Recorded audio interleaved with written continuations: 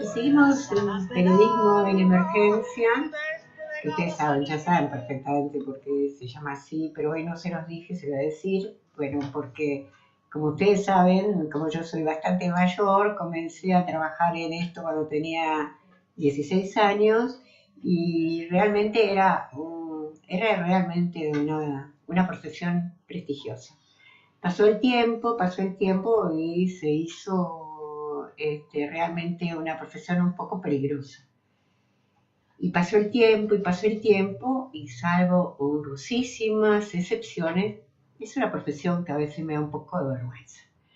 Bueno, y hoy tenemos la suerte, como casi siempre en este programa, de tener como invitado a alguien que prestigia la profesión y que es una persona que conozco hace mucho tiempo y que es una persona que además es una persona ética, aunque cueste escuchar esta palabra en estos momentos, pero es una persona muy ética y estoy hablando de alguien que usted conoce muy bien, que es Eduardo Liberati. Eduardo, ¿cómo estás? ¿Cómo andás? ¿Qué presentación?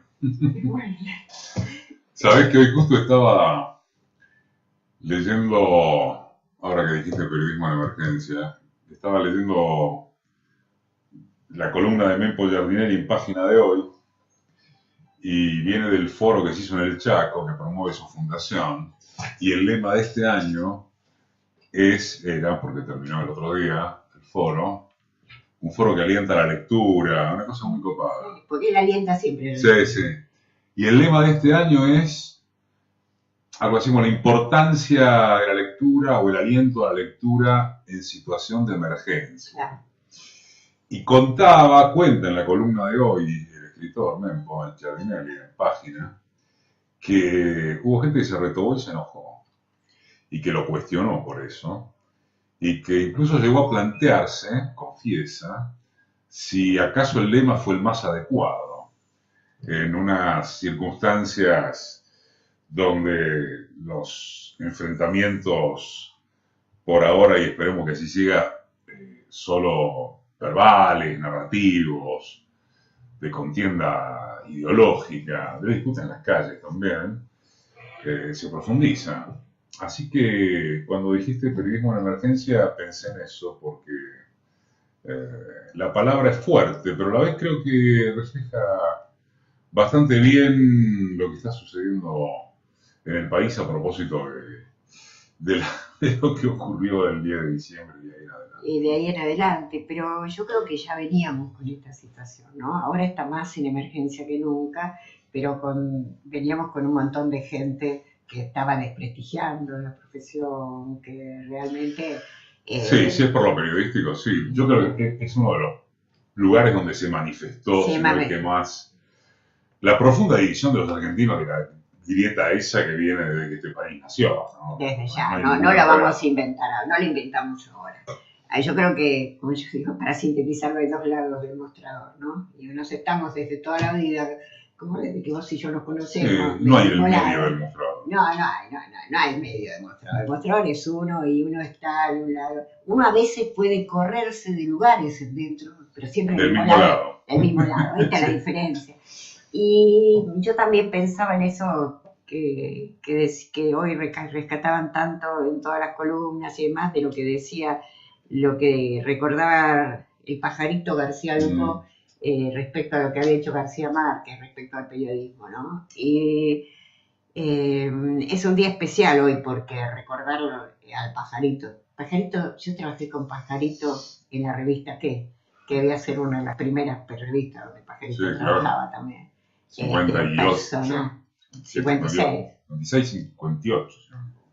Bueno, el 58 ya pasó a ser casi el diario nacional porque ya había hecho claro, porque el pajarito cuando sale de la cana, porque estuvo preso en el tramo del gobierno de Perón, empieza en Noticias Gráficas y después a qué. Bueno, y siempre con ese sentido del humor, era tan gracioso. Muy zumbón. Escribía también zumbonamente. Sí. Pero bueno, Eduardo, ¿cómo está la radio? ¿Qué estás haciendo con la 750? Con la 750 estoy en una etapa de transición hacia su crecimiento, porque este año con la incorporación de Víctor Hugo, de Gonzalo Bonadeo, ahora casi seguramente de Dolina, que se va a Del Plata, empezaría a mediados de agosto. La situación de Del Plata es sí, no me hable dramática. Sí, no te hablo. Porque yo la padezco. Es La una... situación más terrible es la de los contratados. Todavía los compañeros de planta permanente es dura, pero de los contratados peor. Es una situación de transición al crecimiento, y yo quiero decir que no de transición hacia la calidad, ni mucho menos. Bueno, tampoco podría decir lo contrario, porque en verdad yo creo que siempre fue una muy buena radio, con problemas de alcance por dificultades con la antena y el equipo transmisor, pero fue una radio que, sobre todo en el plano del continente, no solo de los contenidos, le dio un aire fresco a la M en el 2009-2010, cuando empezó, por su concepción, por lo que armamos artísticamente, por el tipo de separadores, de voz institucional y demás. Está, sin embargo, demostrado, me parece, que si no contás, al menos con el arrastre de algunas figuras, es difícil en la audiencia argentina imponer nuevos productos. Entonces se tuvo salvo que que tengas una capacidad de promoción así. Una capacidad de promoción y alguna apuesta, digamos, por la renovación de las estructuras, en algún caso muy conservadoras del dial, y por eso más lo creativo, no sé si la palabra no es muy ampulosa, pero en los últimos años pasó mucho más por la FM que por la AM. Sí. Aunque la FM, ya me preguntaste por la radio, y no solo por la 750, la FM también pasó a estar muy hablada, porque le copió también mucho formato a la AM. Sí, hay una transferencia, sí, ¿no? Sí, muy curiosa. Hay una transferencia curiosa, pero la FM está dotada todavía de algunos contenidos artísticos que la AM mayormente no tiene. En ese sentido, yo creo que la 750 fue un aire fresco de separadores, de tipo de base musicales, de creatividad en todo lo que es el formato de los sonidos, ¿no? De lo que se habla. Sí. Y me parece que la llegada de figuras fue importante, y de hecho así lo estipuló la audiencia, ¿no? Porque la radio, en la primera medición en que es medida, de la única empresa que mide en Argentina, que es Ibope, la muestra quinta en un puesto incluso superior al de Continental, que se vino muy abajo, ¿no? Sí. Igual la situación, más allá de la 750, la situación en general de la radio, no de la radio, de los medios en general, es una situación de reconversión, y en el caso particular de la radio, como digo, de reconversión, estoy hablando también, o casi fundamentalmente, de lo tecnológico, lo que se viene, lo que ya está con las radios online, con el hecho de poder consumirla a través de dispositivos móviles, y ya no solamente fijo, como es el aparato portátil en tu casa. Me parece que mientras eso avanza y nos planteamos cuál es el futuro tecnológico de la radio, es un tema muy interesante, o cuál es el futuro de la radio a partir de lo tecnológico, la radio en particular, insisto que no solo, está pagando las consecuencias de unos aventureros empresariales impactantes, unos tipos que han dejado unos muertos increíbles, y que, como comentaba el otro día con un colega, no tuvieron una radio porque les importara, sino como excusa, entre otras cosas, y estas son las cosas que hay que decir, porque la apuesta en un momento del kirchnerismo es solo apostar a competir contra los tanques mediáticos con empresarios presuntamente propios. Y esos empresarios presuntamente propios tuvieron una radio como pudieron haber tenido o pudieran tener una empresa de construcción o un lavadero. ¿No te parece que eso ya viene de hace mucho tiempo? Que aquel empresario que por familia venía teniendo un medio, que hacía, Sí. ya no existe más, que la gente que le gustaba tener un medio era porque le gustaba el periodismo o tenía una trayectoria. Había una tradición. Había una tradición. Está bien, viene de atrás, pero nunca se había manifestado de un modo tan particular, porque eso empalmó, Nora, con que ese tipo de proyectos, si además no tenés pauta publicitaria atrás, en el marco de un proyecto político que te sostenga, no tiene destino. Se cae el proyecto político, se cae el favor que te pidieron de hacerte cargo del medio. Bueno, esto es lo que pasó con América, en alguna medida lo que está pasando con Del Plata, en alguna buena medida. Fíjate que incluso en las que venían con tradición de radio, por caso Rivadavia, que hoy creo que acaba de echar a 40 laburantes, compró el 70% del paquete accionario la gente del grupo LT3 de Rosario, hasta donde se sabe Villa Manzano. Pero esa es una radio que, de su solo nombre, venía de la radio, aunque ya tenía bajo administración CETRA alguien que no era de radio. CETRA era un dueño de un frigorífico sí. que ya no cerró el primer tiempo argentino. Sí. Cuando él se hizo cargo del tiempo argentino, que yo trabajaba ahí, lo destrozó. Sí, es cierto. Tiene la capacidad de destrozarlo. Sí, hay gente que tiene. Pero además nunca destroza su propia. No, desde ya que no. Pero lo que digo es que esto empalmó con una situación en donde la torta publicitaria se achicó considerablemente respecto del medio radiofónico, y por supuesto que a partir de la crisis económica, la radio por aire, alrededor de un 6 a 7% del total de la torta publicitaria. Y el empresario medio argentino, también charlaba el otro día de esto con uno de ellos, todavía no ve que hoy la radio no es solamente encender un aparato por aire. La radio ahora es esto, la radio es escucharla por el celu, la radio es una narrativa transmedia incorporada a la pantalla de la PC. Sí. Hay múltiples modos de consumición de radio hoy, y todavía el empresario medio argentino no ve eso, no es audaz el empresario argentino por naturaleza, y todavía no ve eso como la posibilidad de diversificar su esquema de inversión publicitaria, de llegar a audiencias segmentadas. Por eso digo que es un momento de transición, que yo creo que no es una amenaza para la radio como medio. Esto me gustaría dejarlo aclarado. Creo que es una amenaza para la radio tal como la conocemos y para el tipo de empresario que tradicionalmente invertido. Sí, porque si vos pensás, yo por lo menos creo que el medio que más ha crecido sin duda es la radio, ¿viste? Yo creo que la capacidad, no por decir, no ha crecido desde el punto de vista, como vos decís, pero tiene una repercusión la radio cada vez mayor. Cada vez mayor e influye mucho en la gente. De hecho ha caído, no te voy a contar vos, vertiginosamente la cantidad de audiencia de TV por aire, porque se consume de otra manera, ni hablar de lo que está sucediendo con la venta de diario impreso para pasar a ser consumido por vía digital, pero la radio no ha mermado en encendido. Eso y además de eso, se la consume por otro tipo de dispositivos.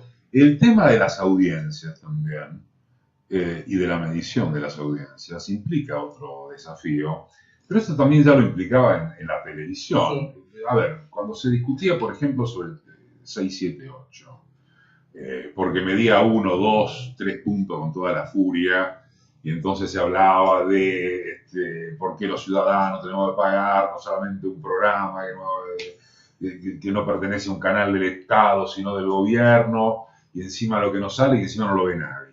Y no era así, porque la influencia claro, después tenía 700.000 seguidores por Facebook, más que ahora agarrás y cortás a quien se te cante, y lo escuchás por Radio Cut y lo escuchás después. Y además se lo mandás a otro. Y se lo mandás a otro y se reproduce. Entonces, la medición del rating, la medición tradicional, podrá ser ya un indicador, pero no está reflejando las nuevas características a que ha dado lugar el pisotón en algún sentido y la herramienta que significa en otro toda la consumición tecnológica.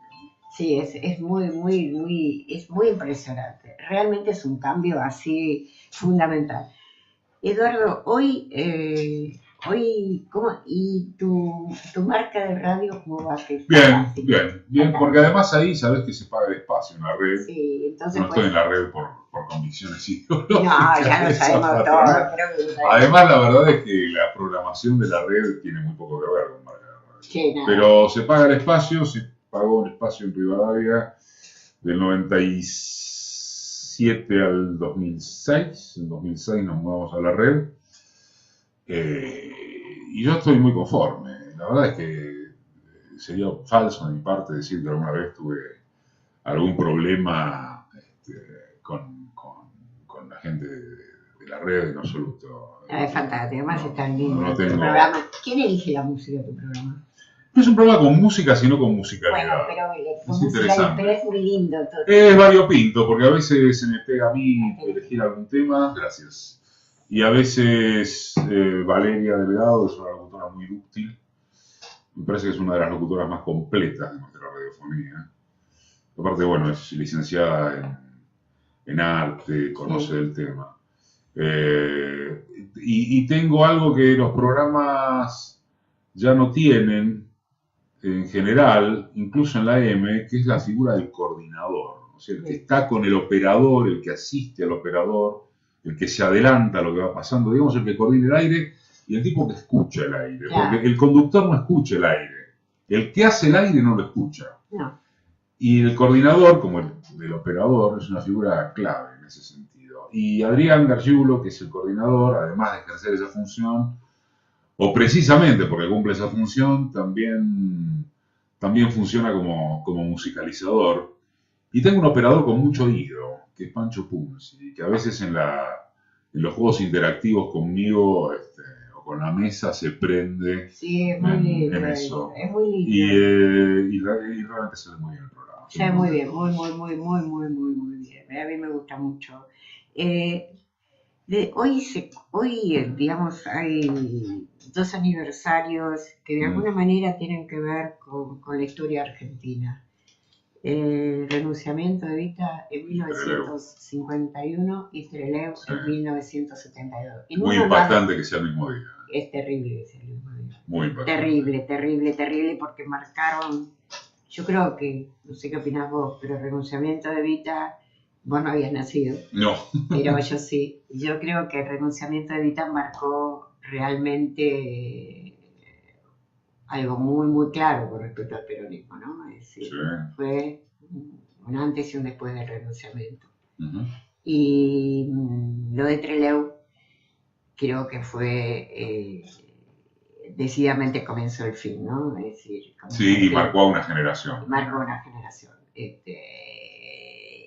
No solo por lo que significó, lo que pasó con la fuga y lo que pasó después con los fusilamientos, pese a la palabra empeñada, y las tanquetas en la Avenida de la Plata cuando estábamos velando a los muertos.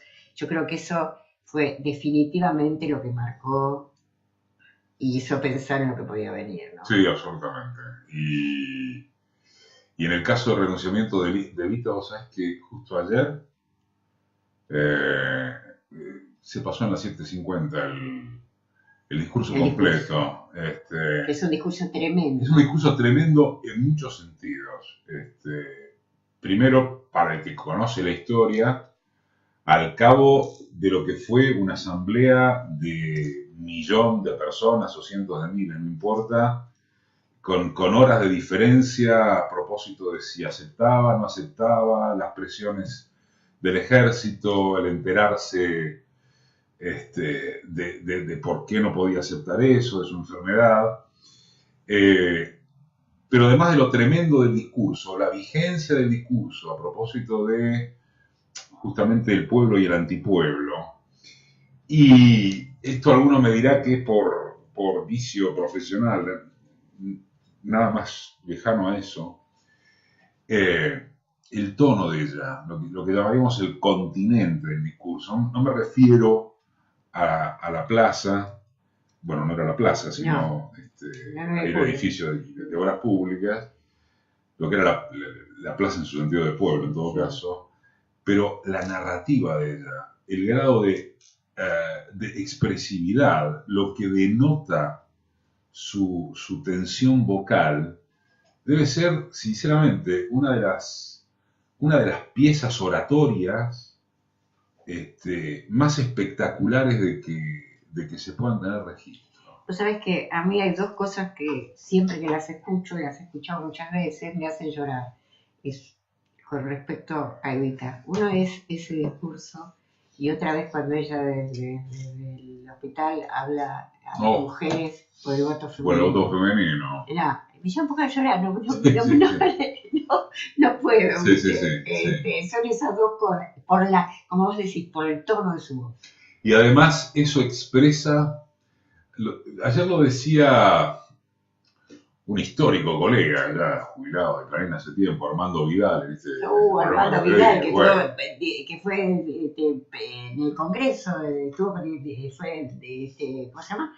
Estaba en el Congreso. Obvio, era el cronista de Clarín en el Congreso. Quizá el último gran cronista parlamentario que hubo. Sí, porque antes hubo uno que se llamó Marcos Riskin, que yo conozco muy bien, que fue como el primer héroe, digamos, del Congreso. Y Armando decía una cosa, al cabo, de que se propagara el discurso de ayer, que es que ese discurso refleja de qué modo Perón era la conducción, pero Evita era la revolución. Claro.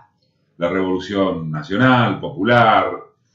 Digo, no hace falta asimilar necesariamente los rótulos de socialista o de izquierda a un movimiento de masa de ese tamaño. No, él representaba al pueblo. Era lo que representaba el pueblo, era lo que representaban las necesidades y los intereses populares.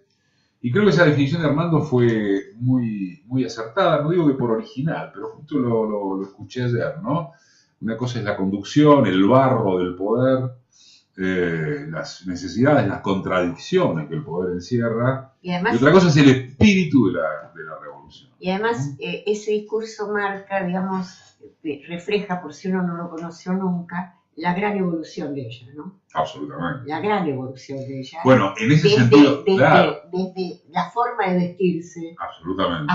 Hasta lo que ella logra hacer. Y la narrativa esa. Ayer, vos sabés que iba escuchando el discurso del renunciamiento en el auto, y a pesar de la situación, de estar atento al manejo, no podía dejar de reparar en su narrativa, la dicción, la forma de expresar.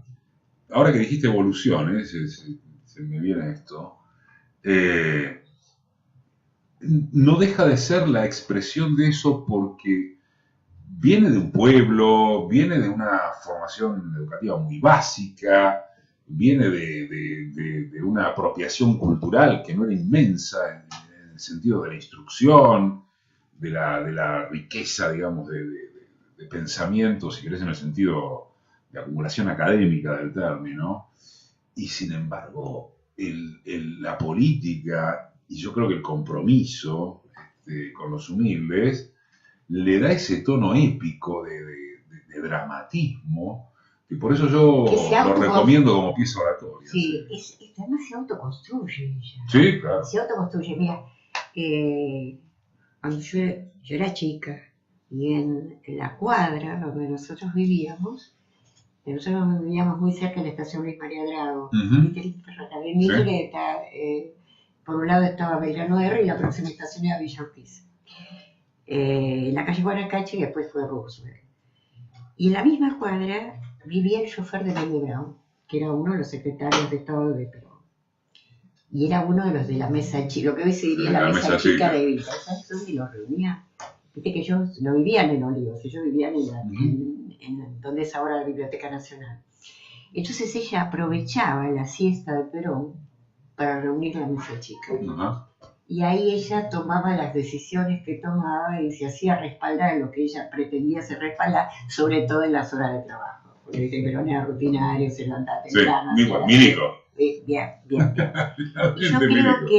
Y yo creo que de alguna manera, fíjate vos cómo la historia creo que se repite, porque todos sabemos que más allá de la enfermedad, el renunciamiento respondió a una gran influencia de los Ni militares. hablar, sí, seguro. Como creo que, no sé vos cómo lo sentiste cuando Perón no baja en Ezeiza, Eso sí lo recuerdo. Cuando Perón no baja en Ezeiza la segunda vez, ¿no? Sí, o sea, sí, cuando sí. viene para presentarse candidato y se arma lo que se arma, y él no baja en Ezeiza. Y yo ahí me di cuenta que todo no iba a ir bien, ¿no? Porque era otra vez elegir el camino para ponerse el uniforme no. Sí, yo creo que de todas maneras él ya era consciente de que venía a despedirse. Sí, pero se podía despedir de una manera o de otra. Sí, es cierto. Pero yo ahí no sé si tengo... No lo digo por mí, voy a corregir el yo. No sé si corresponde la autoridad moral de quien fuere, pero aún desde el pensamiento progresista en este caso, para evaluar qué pasaba por su cabeza en aquel momento y qué pensó que pudiera hacerlo. Yo no te lo digo desde ningún pensamiento. Yo estaba en el control de Canal 13, porque yo en esa época todavía trabajaba en Canal 13, y cuando en el control empezamos a escuchar el ruido de las ametralladoras y yo tenía tantos compañeros ahí, qué sé yo, eso es lo que yo sentí. Yo tengo como cosas así, viste, como muy premonitorias a veces, y en ese momento yo sentí que muchas cosas se terminaban. Sí, a mí no me pasó en aquel momento. Me pasó que se clarificaba, que sentí que se clarificaba para uno la opción amigo, enemigo, democracia o dictadura de manera muy pertinaz, pero no recuerdo haber estado seguro de la resolución que habría. Eso no lo recuerdo. Eso me pasó ya muerto Perón. Esto es muy personal, ¿eh? Me pasó ya muerto. Por eso. Esto me pasó ya muerto Perón con el señalamiento de la AAA, sí. La incapacidad de Isabel, la incapacidad, la falta de estatura de la propia dirigencia peronista, ¿no? En sus puestos expectables. Ahí sí, pero no me pasó en el momento de Ezeiza, mira vos. Me pasó muerto Perón. Sí, bueno, pero fueron muchos acontecimientos, como recorríamos antes, previo lo de Trelew, todo venía presagiando que algo bueno no iba a pasar. Sí, por supuesto. Bueno, ya ahora que estamos recordando esto, hablando, en este caso, si querés con el diario del lunes, pero recordemos que a la dictadura se llega con los movimientos guerrilleros ya derrotados. Hay un testimonio clave, poco recordado por la historia, que es el de Santiago Mar Riveros, milico del proceso, pero te estoy hablando de cuando era el representante argentino ante la Junta Interamericana de Defensa. Y el tipo en 1975, en diciembre de 1975, esto en algún pasaje creo que lo recordó Estracera en el juicio de las juntas,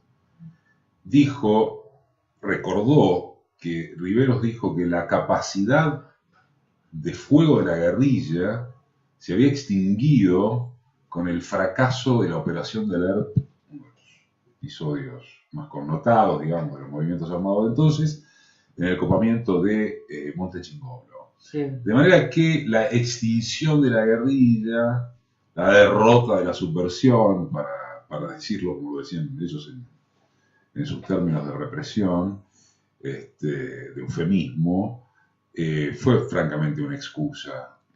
Y esto, sin embargo, no circulaba en aquel momento. Fue la crónica de una... Fue una crónica de una muerte anunciada. Vos acordate que día por medio la opinión era como, digamos, que visitaba el golpe todos los días, contaba las horribles reuniones de gabinete con Isabel haciendo papelón. La opinión y los titulares de La Razón, ¿no? Sí, Al mando de Félix Laíño, padre. Bueno, el único Laíño. El único Laíño. Bueno, digamos que todo eso era como que estaba presagiando, y como siempre los civiles golpeando la puerta de los cuarteles, ¿viste? Todo y la creación del clima, ¿no? El clima nunca es...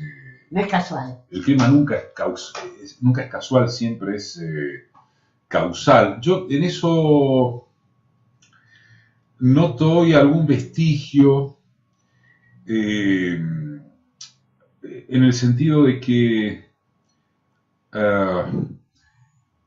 todo cuanto aparece como crítica a este gobierno, al macrismo, queda revestido desde las jefaturas mediáticas gubernamentales, digamos, como destituyente, en muchos casos como aquello de lo cual se acusaba el kirchnerismo, ¿no? O de lo que el kirchnerismo, digamos, acusaba al llamado campo y demás. Está viendo algunos rasgos de victimización por parte del gobierno macrista, sí, que son casi graciosos. Uno diría que no tienen la parte trágica del tragicómico, pero algo por el estilo suena en cuanto a imaginar climas de violencia alentados desde la oposición kirchnerista. No hay ninguna. Vos estuviste en la marcha que nació de las izquierdas, que nació en San Cayetano.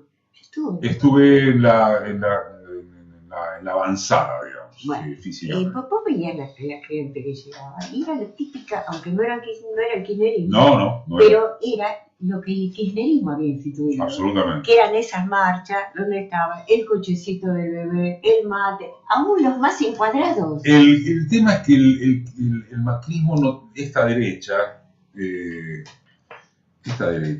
digo porque decir macrismo, adjudicar ismos, no, es algo a lo cual uno debe tener respeto, ¿no? Porque con ese criterio, si no, terminás hablando del arretismo. Sí, no. Entonces, el macrismo, lo charlaba esto justamente en Marca de Radio el otro día, con uno era Martín Burgos, director de Economía del Centro Cultural de Cooperación, y el otro, el que escribió, el coautor de un libro clave para entender de qué hablamos cuando hablamos de esta derecha, que es Mundo Pro. Gabriel Bomaro y Sergio Morresi. Y vino Gabriel Bomaro al programa. Y charlábamos con él, entre otras cosas, acerca de cómo es una derecha muy poco receptiva, muy ignorante, en torno de que este es un país que tiene una conflictividad social muy alta, es una sociedad muy acostumbrada a la pelea, a la calle, a partir de lo que, más allá de los resultados de contiendas electorales, son las minorías intensas. Sí. Es un país de una sociedad de muchas minorías intensas. Y eso ha quedado reflejado en marchas como la del 24, como la de la reaparición de Cristina Comodoro Pi, ni hablar como la del otro día, esta de la que vos haces alusión, de San Cayetano a Plaza de Mayo. Y esa minoría intensa, que en este caso, si querés, fue circunstancial, es la que también produjo los dos ruidazos contra los tarifazos, ya con muchos sectores de franja media que votaron más. Claro, porque además... Porque las minorías intensas no son solamente estables, son también coyunturales desde un acostumbramiento a la pelea que vos no encontrás en otros escenarios de la región. No. Encontrás grandes manifestaciones populares en momentos muy puntuales en Brasil, no es el caso de Uruguay, no es el caso de Chile, donde registrás muy puntualmente, en orden cronológico, hace unos años la movilización de los estudiantes, y ahora sí las movilizaciones masivas en contra del sistema previsional privado, claro, tener un millón de personas, pero son, bueno, ni Perú, ni Ecuador, son es algo muy puntual Eso está de este siempre en la quilombo calle. que es la sociedad argentina. Que está Están siempre en la calle. siempre en la calle. En la Argentina siempre hay algo en la calle. Pero además, lo que es bueno es que los negocios no cierran más. Es cierto. No cierran más. Mientras no los provoquen, no van a seguir cerrando, van a seguir manteniéndose abiertos. Y hay una cosa de la familia que va a la movilización. Absolutamente. Que antes no existía. No, son ahora reflejos. están todos desde chicos. Ahí, y veías gente, y a mí lo que me sorprendía es que también lo del chico, el termo y el carrito del bebé funcionaba aún en los más encuadrados. Lo cual está bueno. Está muy bueno eso, que no quede solo para, qué sé yo, a los jóvenes militantes, ¿viste? No, está claro. No, hay una cosa que... Está bueno rescatarlo, ¿sabes por qué? Porque en momentos electorales adversos a la dirección de uno, las reacciones más espontáneas, más primarias, más sentimentales, si querés, son de pueblo de mierda, esta gente, y nunca hay un todo homogéneo al cual puedas rotular de una manera determinada. No, y además yo sigo contando que había dos banderas, que viste, los marketineros, los que empiezan a vender cosas son muy elocuentes. Y otro detalle, Nora, vos fijate que si hablamos de la etapa kirchnerista, el primer gran episodio de protesta sectorial amplia, con incorporación, por cierto, de sectores medios, se produce recién en 2008, o sea, con la llamada crisis del campo, 5 años después de la asunción de Kirchner. Y aquí, ahora, mejor, estas minorías intensas a las que nos estábamos refiriendo, aparecen 8 meses. Sí. En medio de, para expresarse correctamente, del bajón anímico, digamos, de los sectores progresistas, esto no se debe perder de vista. No, pero además te quería contar que en la plaza, ya cuando venía, yo fui, tenía ganas de ver llegar a las columnas, fui temprano, entonces recorrí todo. Y se vendían ya 2 banderas, una blanca con la leyenda en purpurina y otra sobre la bandera argentina que decía, yo no lo voté. Claro. Entonces, si esos tipos fabrican la bandera, es porque ya hay gente que la va a comprar, porque son un índice. Hay una que todavía no se hizo remera, pero que es muy buena y que es un lema circulante en la web, y que le dice a Macri: nunca serás remera.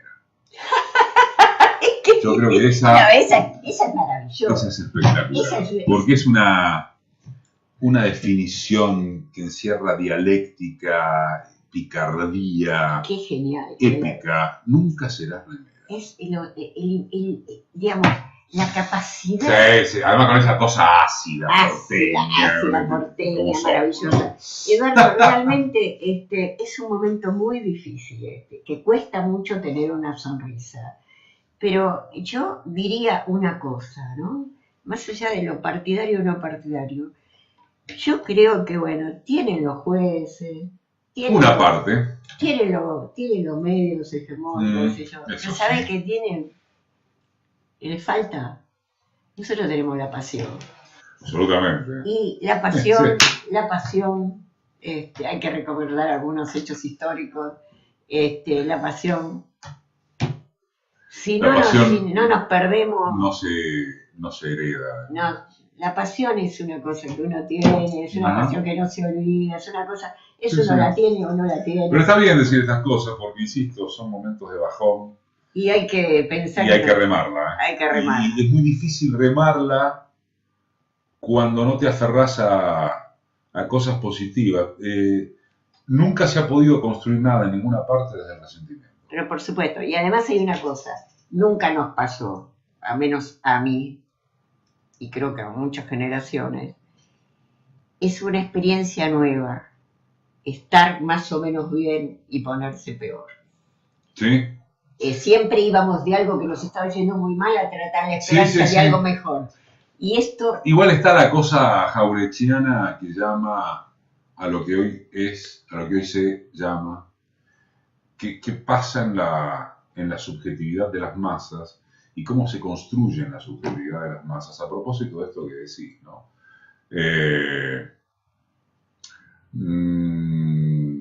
Creo que también es Mempo quien citaba hoy a una académica de La Plata, diciendo, a ver, ¿cómo es? La señora que limpia en casa se cambió la moto, el marido tiene trabajo estable en los astilleros, el pibe pudo entrar a la universidad, y votaron a Macri. Entonces vos decís, bueno, a ver, ¿qué pasa en esa construcción de subjetividad? Yo creo que pasa que es natural que la ampliación de derechos, el acceso al consumo, genere nuevos tipos de demanda que el progresismo, la izquierda, el centroizquierda, usemos los carteles que queramos, debe analizar mejor. Pero algo viene desde ese, comilla, fondo de los tiempos, porque fíjate que es jaurechiano aquello de cuando los pueblos están mal, votan bien, cuando los pueblos están bien, votan mal. Porque hay algo ahí yo creo que merece en la dialéctica, en la construcción de la subjetividad. Yo creo que hay mucha gente que cuando le va mal cree que entre todos podemos hacer algo. Y cuando le va bien, no cree que es porque unas políticas se generaron, sino que cree que es el Y quería decirte una última cosa con relación a lo que dijiste, lo que del eslogan de Mempo y la necesidad de la lectura y todo eso. Yo desde siempre digo lo siguiente por experiencia propia, que a veces algunas cosas valen. Yo creo que aquel que tuvo el acceso a la lectura y que que se profundizó lo que pensaba y se imaginó cosas gracias a la lectura, que es el mayor ejercicio para generar en la cabeza nuevas cosas, el día que tiene hambre, porque no tiene laburo o porque le pasó algo, quiere una salida. Siempre porque algo en la cabeza se le va a ocurrir. Absolutamente, y sobre todo en el caso de quienes lograron profundizar esa lectura, ¿no? Porque el acceso ha sido mayormente masivo en la Argentina. Este fue un país de ejemplaridad regional en ese sentido. Absolutamente. Y bueno, pero siempre es mejor, algo mejor.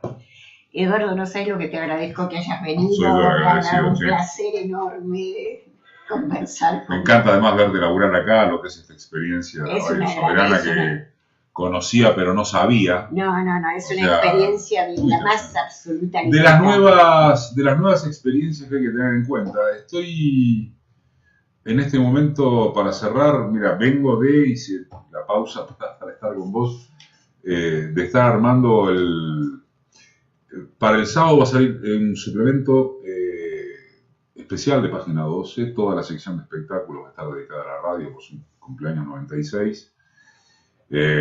Lo encabeza básicamente el Consejo de Asesores de los Premios Setter, y entre los aportes que hay uno a propósito de los nuevos escenarios tecnológicos, ¿no? Y el nuevo escenario tecnológico de la radio pasa en algún caso por las preguntas acerca de qué puede pasar con la digitalización, pero no dejan de ser discusiones sobre soportes. Sobre los soportes, y otra cosa es la discusión sobre los contenidos. Pero como experiencia de libertad, esto de la radio online es una experiencia formidable, relativamente accesible desde el punto de vista económico, y es una muy buena posibilidad en un momento respecto del cual, en torno de lo analógico, llamemos, los espacios se están restringiendo. Sí, mucho. En algunos casos se restringen por peso ideológico, por quienes son los socios del poder. En otros casos se restringen por el boludeo que reina en los medios, que es el caso de Tanta FM, sin ir más lejos.